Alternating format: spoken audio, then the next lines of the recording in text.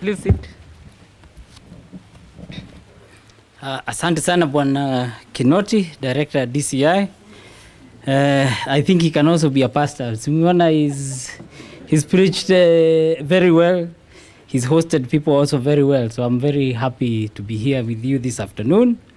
The chair, Dominic Wabala of the Crime Journalists Association, Steve Shege from Safaricom, the different civil society members that we have, Irongo Horton from Amnesty International, Peter Kiambu, even Jonah Lanamu, Benson Shamala. It's great to be here with you all, journalists and all the invited guests. Again, good afternoon. Let me say I'm very happy to be here. Actually, my colleague and chairman, CS Fred Matiang'i, was supposed to be the one to officiate. He was called for other duties, and so he asked me to step in, even though I was still going to come and be part of this great event. And I have to say, I fully agree with Peter Kiambu that the convening power that DCI you have done to bring journalists here is a testament that government, civil society, the fourth estate, we're working together. Actually, Bwana Irongo Horton, you mentioned our neighbors in the north. You might have forgotten our neighbors in the south and even in the west who have recently had elections. And you've seen, I don't think they had the same kind of interaction now we are having, where journalists have comfort of being able to come right at the heart of DCI and be able to feel comfortable and to launch the event. And so I'm very happy that that is happening. And before I read my official remarks, I also want to really respond to John Alanamu. Access to information is critical. As a Minister of Information, I know that it is really the source of both power, both economically and even in ability for people to do things. And so as government, we are very committed to ensuring that we provide access to the information that is required. Today, if you go to tenders.go.ke, you will find not only the contracts, but you'll see the tenders that are going on. And this is updated on a regular basis so that you can be able to know the information that you need. We were directed to ensure that the directors of those companies, their names are there.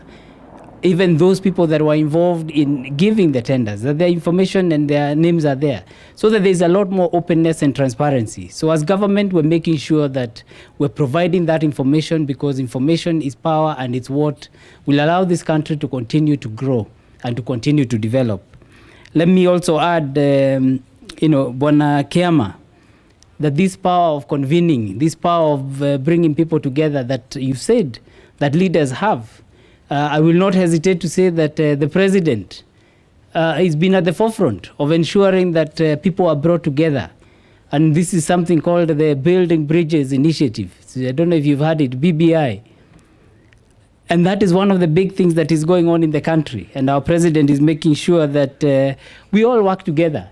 And it's not only at the political level, also then at the business level, and even here.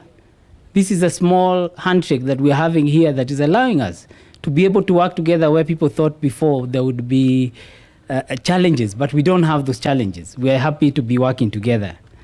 So it is my distinct honor and privilege to join you this afternoon as we launch the country's premier association on security. This is the on security, crime, governance, and human rights.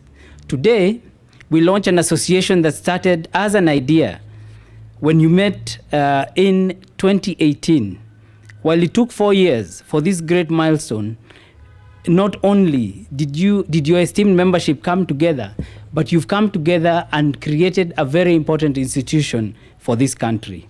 I must commend the CJAC leadership for putting in extra effort that has made this day such a huge success. As a matter of fact, the media forms the largest part of the fourth branch of government in the contemporary democracy.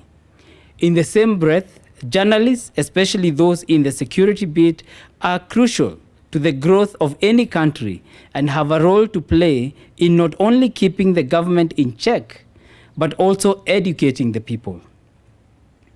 As we are all aware, there are many challenges facing the traditional media industry, and this is due to many factors. And that is why I must commend CIJAC for starting an online news platform, shahidinews.co.ke, which I understand has offered opportunities to not only your members, but also to other journalists.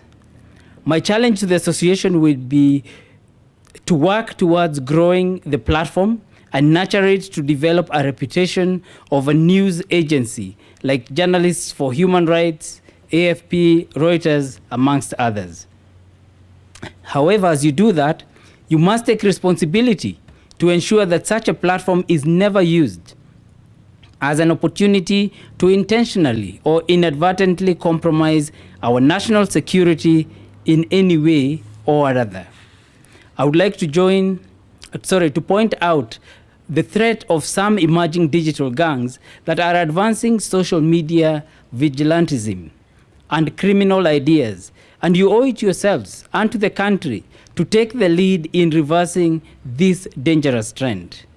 Moreover, be aware of some elements who would stop at nothing to use this association as a conduit for transmitting fake news, willful misinformation, or sensationalized reporting of security or crime-related issues. As I have stated in the past, we cannot agree on everything all the time. That is why we endeavor to work closely with the media as a key stakeholder in the security sector and in running of the country. In some instances, we have clashed over your approach to reporting, particularly on issues related to terrorism. We have seen our security operations during delicate moments covered in a manner that can potentially interfere with crime scenes under investigation or processing, or even compromise such missions. And in some cases, we have seen horrifying images of victims aired on our screens and newspapers. And so my appeal to you is that let this association promote sensitive reporting and coverage of such issues. In addition, acts of espionage and disclosure of classified confidential security intelligence information have happened in other countries, and Kenya is not an exception. Let your members operate within the confines of the Kenyan laws, including, amongst others, the Computer Misuse and Cybercrimes Act of 2018. And so I want to extend my congratulations to the team for starting a mental wellness day for the crime journalists. However, I am aware that you are yet to set up a secretariat and you need basic equipment like computers and other office stationery. I will want to assure you of my full support. I will also push for scholarship opportunities for CIJAC members and ensure the 2 names that were forwarded to CS Matiang'i's office at the start will start their classes as soon as possible. I would also request our development partners who are here with us to extend a hand of support to this association at this crucial stage of their formation. Let me conclude by once again thanking you all for remaining true to the calling of fact-based journalism. I am optimistic that the association will be the public's reference of excellence in journalism, and that it will provide a framework to enable peer accountability and promote independent journalism in Kenya.